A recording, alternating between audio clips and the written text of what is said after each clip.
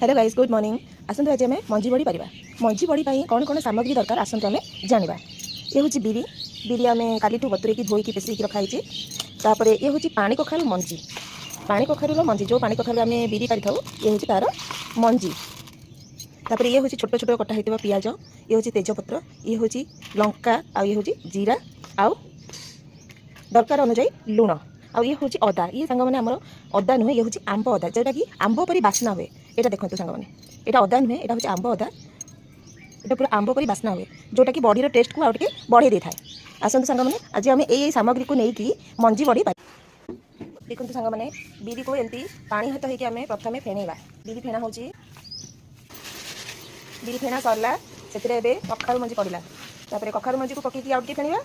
कटा होता छोट छोट पियाज, कटा होता लंका, जीरा, आमर आंब अदा सब पड़ी फेणा हो। लुण पकेले आण पानी हो जाए ना, से लुणटा को पछरे पड़े। तापर पछरे सांग मैंने लुण पकेला।